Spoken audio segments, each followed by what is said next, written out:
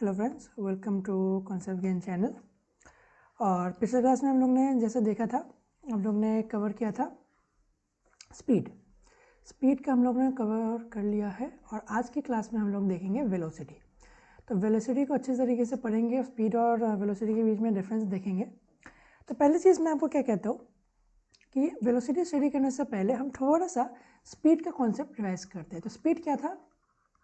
Speed था हमारा total distance upon total time,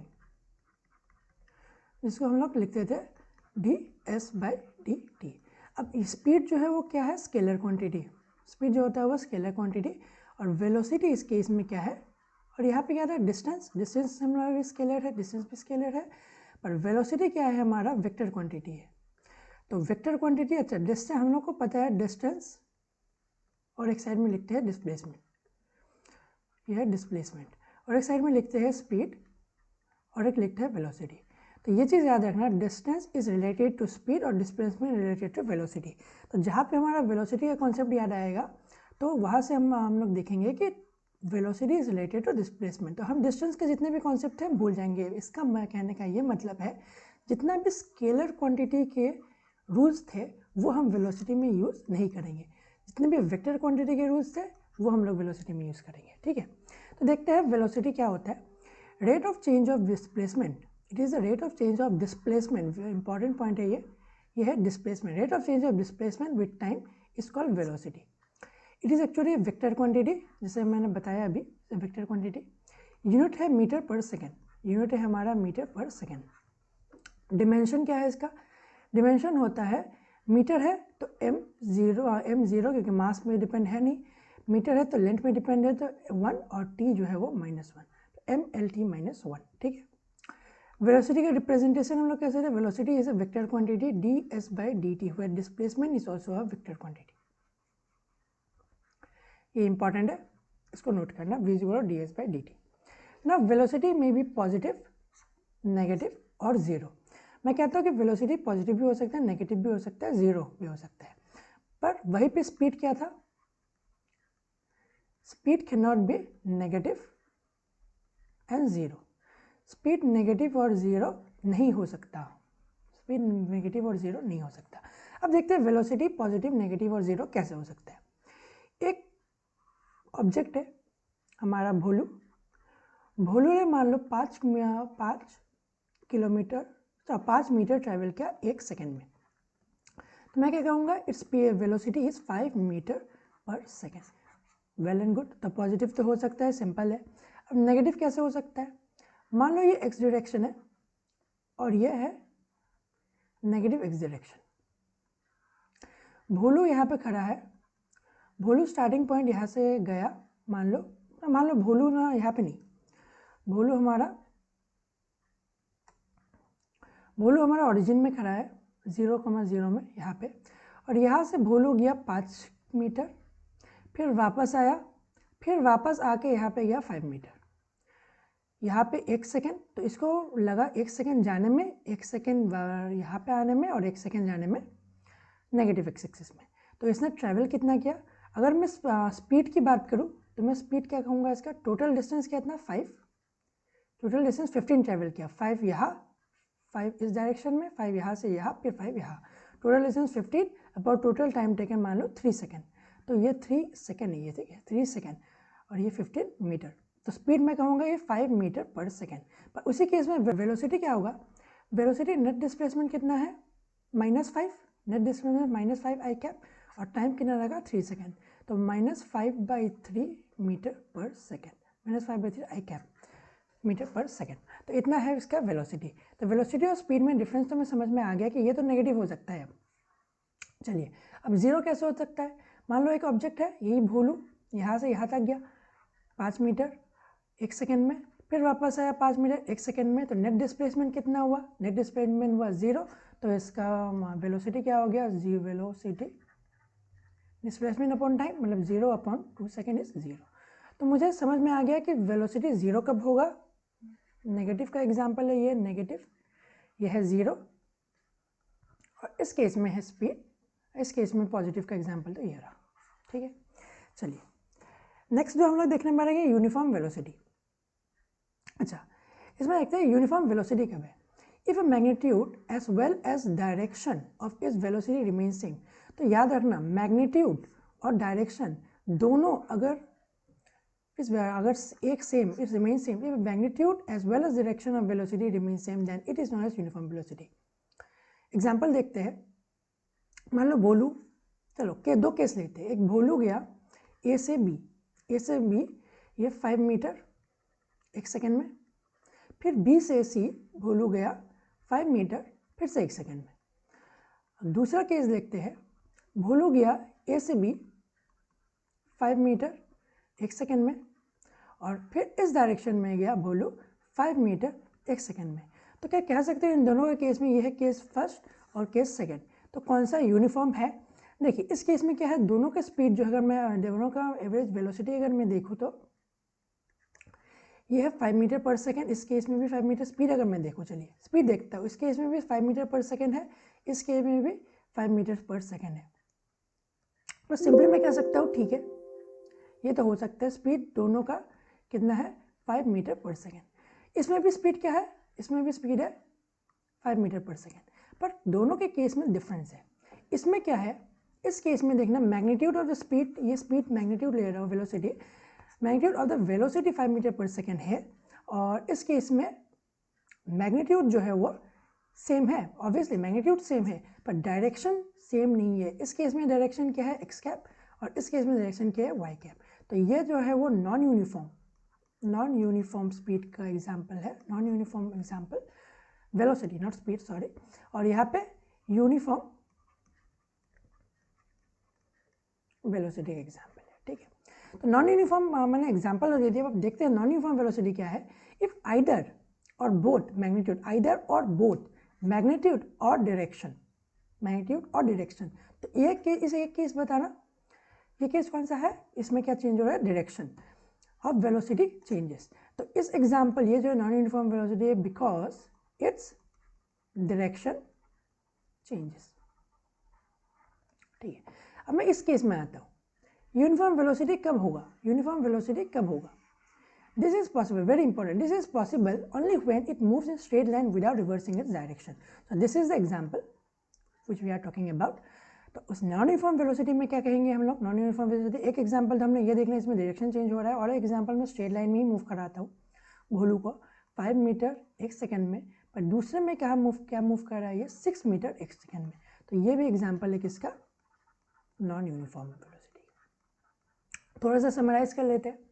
uniform velocity में क्या है, magnitude as well as direction of इस वेलोसिटी सेम रहेगा, मैग्नीट्यूड और डायरेक्शन दोनों सेम रहेगा। इसके एग्जाम्पल क्या है, एक भोलू जो है ए से बी 5 मीटर 1 सेकेंड में ट्रेवल कर रहा है और बी टू सी भी 5 मीटर 1 सेकेंड में ट्रेवल कर रहा है। सो this is possible when it moves in straight line. तो ये कब पॉसिबल है, जब ये स्ट्रेट लाइन में ही मूव करता हो। दूसरा नॉन यूनिफॉर्म वेलोसिटी, इसका अगर मैग्नीट्यूड और डायरेक्शन दोनों चेंज हो रहा है तो मैं कहूँगा कि वो ऑब्जेक्ट जो है वो नॉन यूनिफॉर्म वेलोसिटी है। दो एग्जाम्पल है, एक जिसमें डायरेक्शन चेंज हो रहा है और एक जिसमें आपका मैग्नीट्यूड चेंज हो रहा है। तो ये हम लोग ने देख लिया uniform non uniform velocity.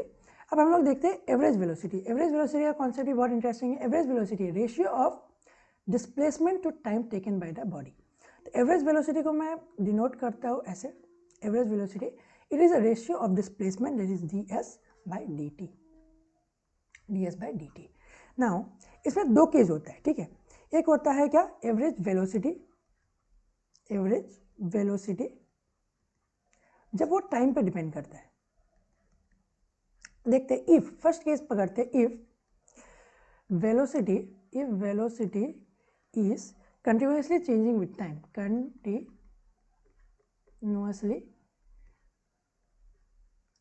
Changing with time, इसका केस हम लोग देखेंगे। तो मैं इसको कैसे लिखूंगा, एवरेज वेलोसिटी का कॉन्सेप्ट लिखूंगा vt is equal to integration v dt integration dt। इसका क्या मतलब है, ये जो वेलोसिटी है वो समहाउ वेलोसिटी डिपेंड करता है 2t, और आपको कोई इक्वेशन दे दिया v इक्वल टू 2t और इसके एवरेज वेलोसिटी निकालना है मुझे। तो मैं ये लिखूंगा velocity time integration of v dt upon integration of dt। इसके जब क्वेश्चन करेंगे तब हम लोग क्लियर हो जाएंगे, ठीक है। सेकेंड केस देखते हैं, if velocity is changing with speed, if velocity is continuously changing with distance. अगर डिस्टेंस के साथ वेलोसिटी चेंज हो रहा है तो मैं क्या लिखूंगा, velocity v s is equal to integration v d s upon integration d s. तो ये दो फार्मूला इंपॉर्टेंट है, ये फार्मूला हम लोग न्यूमेरिकल्स में यूज़ करेंगे तो याद रखना। और एक चीज़ मैं जो अभी बहुत इंपॉर्टेंट लिखने जा रहा हूँ, हम लोग ने एवरेज स्पीड पढ़ा था, ठीक है। Average speed is always greater than equal to average velocity. क्यों? सिंपली देखते हैं, average speed is always positive, average velocity is positive, negative और ज़ीरो। तो अगर नेगेटिव हुआ तो वेलोसिटी स्पीड से लेस हो जाएगा, ज़ीरो हुआ और स्पीड कुछ रहा तो वेलोसिटी स्पीड से लेस हो जाएगा। और वेलोसिटी ग्रेटर कब होगा, मान लो वेलोसिटी एवरेज वेलोसिटी या वेलोसिटी ग्रेटर कब होगा, गुड एग्जांपल, ये हम लोग ने देखा था, इसमें वेलोसिटी कितना है 5/3। नेक्स्ट केस जो देखेंगे पॉजिटिव होकर लेस कब होता है, तो एक सिंपल सा एग्जांपल देखते हैं। भोलू ने ट्रैवल किया, मान लो पहले ट्रैवल किया ए से बी और बी से सी। ए से बी इसने 5 मीटर ट्रैवल किया, 4 मीटर मान लो, 4 मीटर ट्रैवल किया क्या कितना 1 सेकेंड में। और बी से सी इसने ट्रैवल किया 3 मीटर 1 सेकेंड में। अब क्या है, अब स्पीड देखते हैं, इस केस में स्पीड कितना होगा इसका 4 + 3, टोटल डिस्टेंस कितना होगा 4 + 3 अपॉन टाइम टेकन 2, तो मेरा कितना होगा 7/2 दैट इज 3.5, है ना। पर वेलोसिटी कब होगा, वेलोसिटी क्या होगा, वेलोसिटी टोटल डिस्प्लेसमेंट, ना दिस इज 4 दिस इज 3, तो हाइपोटेन्यूज विल बी 5, तो 5/2 दैट इज 2.5 मीटर पर सेकेंड। तो इस केस में स्पीड जो है वो वेलोसिटी से पॉजिटिव है, दोनों पॉजिटिव है, पर स्पीड जो है वेलोसिटी से ज़्यादा है। तो this is very important, where average speed is always greater than equal to average velocity. Next case में हम लोग जो देखने वाले हैं वो instantaneous velocity. Now instantaneous velocity, it is the velocity of a particle at particular instant of time, ठीक है। पर्टिकुलर इंस्टेंट ऑफ टाइम, जैसे कि हम लोग इंस्टेंटेनियस स्पीड पढ़ा था, सेम है ये भी instantaneous velocity. The direction of instantaneous velocity is always tangential to the path followed by the particle. तो मान लो कोई भी ऑब्जेक्ट है वो कुछ ऐसे ट्रैवल कर रहा है, ठीक है, ये ए से बी। अब मैं जानना चाहता हूँ कि पॉइंट पी में वेलोसिटी का डायरेक्शन क्या होगा, तो ये वाला पॉइंट जो है मुझे बताता है कि डायरेक्शन क्या होगा। Direction of instantaneous velocity is always tangential to the path. मतलब ये पॉइंट है तो इसका टेंजेंट क्या होगा, ये पॉइंट है, इस पॉइंट में मुझे क्यू पॉइंट में निकला, इसका टेंजेंट क्या होगा ये। तो इसका डायरेक्शन जो है मेरा वेलोसिटी या कोई भी इंस्टेंट ऑफ टाइम में कौन बताता है, उसको पॉइंट का tangent gives direction of velocity. Particle may have constant speed but variable velocity. Example, ये बहुत ही सिंपल सा है, when a particle is performing uniform circular motion. Now this is uniform circular motion. Now what happens is uniform circular motion में इसका speed मान लो मैंने कह दिया स्पीड है 5 मीटर पर सेकेंड, तो वो तो कांस्टेंट है, पर इससे क्या है डायरेक्शन जो है हमेशा इस पॉइंट में इसका डायरेक्शन ये है, इस पॉइंट में इसका डायरेक्शन ये है, इस पॉइंट में इसका डायरेक्शन ये है, इस पॉइंट में इसका डायरेक्शन ये है। तो हर एक पॉइंट में जो है इसका डायरेक्शन चेंज हो रहा है। तो when a particle is performing uniform circular motion then for every instant of its circular motion its speed remain constant but velocity changes every instant. Therefore इस केस में क्या है, स्पीड यूनिफॉर्म, स्पीड तो है पर यूनिफॉर्म वेलोसिटी नहीं है, ठीक है। चलिए तो इस कॉन्सेप्ट के हिसाब से हम लोग क्वेश्चंस करने की कोशिश करते हैं। फर्स्ट क्वेश्चन जो है, the displacement of a point moving along a straight line is given by s equal to 4t² plus 5t minus 6। Okay, s is in centimetre, t is in second, ठीक है। Initial velo speed of the particle, find calculate initial speed of the particle. ठीक है जी, ठीक है। ये concept जो है बहुत ही अच्छा कॉन्सेप्ट है। चलिए मुझे क्या पढ़ना है, इनिशियल स्पीड पकड़ना है, ठीक है, इनिशियल स्पीड फाइंड आउट करना है। तो स्पीड क्या होता है, मान लो v से रिप्रेजेंट करता हूँ स्पीड, स्केलर क्वांटिटी, इसीलिए वेक्टर का साइन नहीं दिया। Speed is equal to ds/dt, तो इसका ds/dt निकालो, ये हो जाएगा 8t + 5। Very good. अब मुझे निकाला इनिशियल स्पीड। अब एक बात बताओ, इनिशियल मतलब क्या, इनिशियल मतलब स्टार्टिंग पॉइंट, स्टार्टिंग पॉइंट मतलब t is equal to 0 second. तो ये कॉन्सेप्ट याद रखना, जब भी आपको इनिशियल बोला तो याद रखना t इक्वल टू 0 सेकेंड। अगर टाइम मेंशन नहीं है तो, अगर टाइम मेंशन है कि t is equal to 2 second से उसने स्टार्ट किया तब आप t इक्वल टू 2 सेकेंड लिखना, पर अगर मेंशन नहीं है टाइम तो t is equal to 0 second से आप यूज़ करोगे। तो यहाँ पे पुट करो at t is equal to 0, speed is 8 into 0 plus 5 that is equal to 5 metre पर सेकेंड। 5 सेंटीमीटर ना, सेंटीमीटर में दिया हुआ है। दूसरा स्पीड है t इक्वल टू 4 सेकेंड। तो वेरी सिंपल है, मेरा v is equal to 8t plus 5 आया था। अब मुझे गिवन है कि t is equal to 4 second में निकालो, तो मैं 4 से मल्टीप्लाई कर दूंगा, t की जगह 4 लिखूंगा, 8 इंटू 4 प्लस 5 दैट इज 37। तो ये क्वेश्चन तो बहुत सिंपल सा क्वेश्चन था। अगला क्वेश्चन जो देखते हैं कौन सा, हाँ ये वाला क्वेश्चन बहुत ही सिंपल है। अब गिवन है मेरा if s equal to t s equal to 2t cube plus 3t square plus 2t plus 8 and find at time with acceleration। अच्छा एक्सेलरेशन, अब एक्सेलरेशन हम लोग ने पढ़ा नहीं है, तब मैं आपको सिंपल सा एक चीज़ बता देता हूँ। Acceleration is a vector quantity and it is denoted by d v by d t. ठीक है, तो देखते हैं। अब पहले v निकालते हैं, उसके लिए v निकालना पड़ेगा, ये हम लोग नेक्स्ट टॉपिक में डिस्कस करेंगे एक्सेलरेशन, ठीक है, पर ये फॉर्मूला भी याद कर लो। तो s equal to v is equal to d s by d t first, तो d s by d t कितना हो जाएगा, ये 6t square plus 6t plus 2। ठीक है। अब एक्सेलरेशन निकालना मुझे d v by d t, तो इसको फिर से डिफ्रेंशिएट करूंगा तो ये हो जाएगा 12t प्लस 6। ठीक है, अब find at which acceleration is 0 ना, एक्सेलरेशन इज 0, तो इसको इक्वेट करते हैं 0 से, तो t इज इक्वल टू -6/12, तो t इज इक्वल टू -1/2 सेकेंड। तो -1/2 सेकेंड में इसका एक्सेलरेशन 0 हो जाएगा। अच्छा, ये बहुत इंपॉर्टेंट चीज़ है। एक बात बताओ, t इज इक्वल टू -1/2 कभी हो सकता है? t नेगेटिव नहीं हो सकता। इसका ये मतलब है कि this equation will never have acceleration 0। ठीक है, अब आते हैं बी में, बी क्वेश्चन में। ये ए पार्ट हो गया। B, velocity of particle varies with t is equal to v equal to 40। अब मेरे पास गिवन है v is equal to 40। Calculate displacement of particle at t is equal to t is equal to 4। Now v is ds by dt, this is equal to 40। v हमें पता है ds by dt is equal to 40। अब मुझे displacement निकालना है, तो ds integration 4t dt। अब integration मैं फिनिट इंटीग्रेशन करूँगा, डेफिनिट, तो मतलब 2 to 4 लिमिट क्या होगा, डेफिनेट इंटीग्रेशन करूंगा तो लिमिट होगा, लिमिट मेरा गिवन है टाइम का 2 से 4 सेकंड निकालना है, क्वेश्चन में गिवन है। तो इसका इंटीग्रेशन कितना हो जाएगा, 4t स्क्वायर बाई 2, तो मेरा 2 से कैंसिल हो जाएगा 2t स्क्वायर। अब इसका लिमिट क्या है, 2 से 4, तो 2 into 4 square minus 2 into 2 square. Now 4 square is 16, is 32 minus 2 square is 4 is 8, is I will get as 24 meter. Next example, दो क्वेश्चन करेंगे अभी। A particle moves on a straight line in such a way that it covers half distance with speed 3 meter per second. Suppose ये है half 3 meter per second, half distance A से B C, और B मान लो ये mid point है, given है mid point. And next half distance in two equal cover fast half distance with speed 3 meter per second, and next half distance with 2 equal time interval with 4.5 meter and 4.5 and 7.5।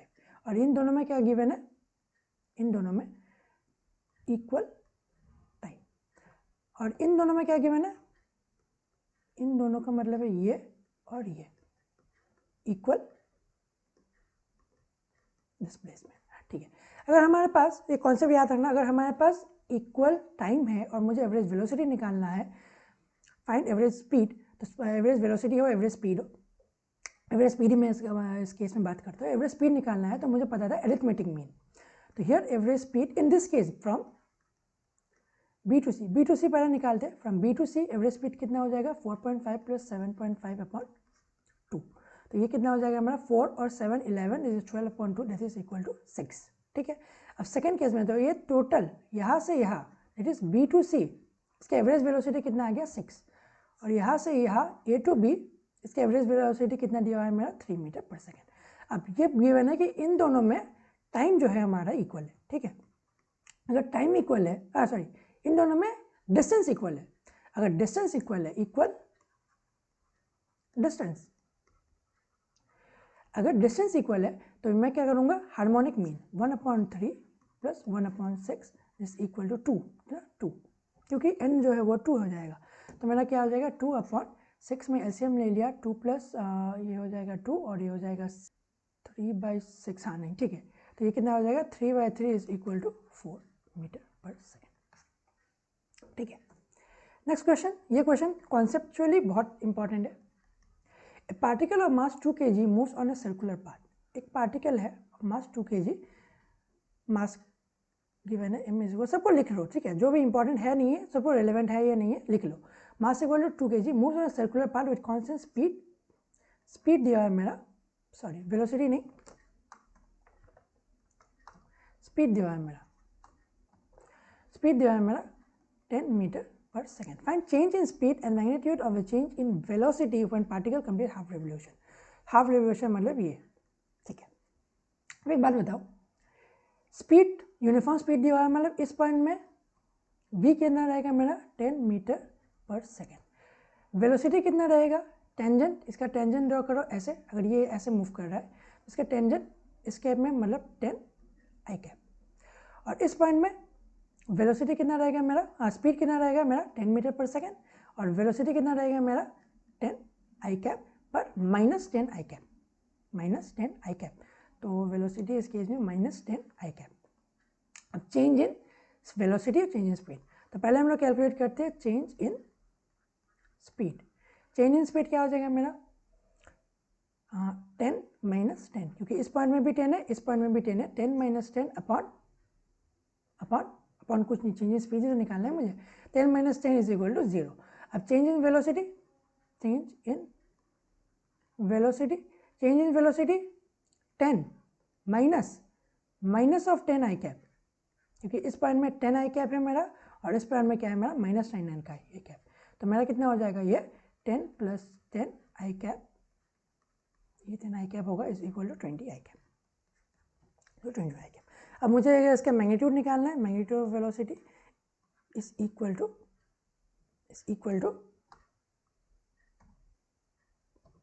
Magnitude of velocity निकालो, ये आ जाएगा मेरा √20², this is equal to 20 metre पर second. यहाँ पे इसका magnitude 0 है स्पीड का, और इसका मैग्नीट्यूड 20 मीटर पर सेकेंड। ठीक है, चलिए, तो आज की क्लास में इतना ही। नेक्स्ट क्लास में हम लोग डिस्कस करेंगे एक्सेलरेशन का कॉन्सेप्ट। तो thank you and have a nice day.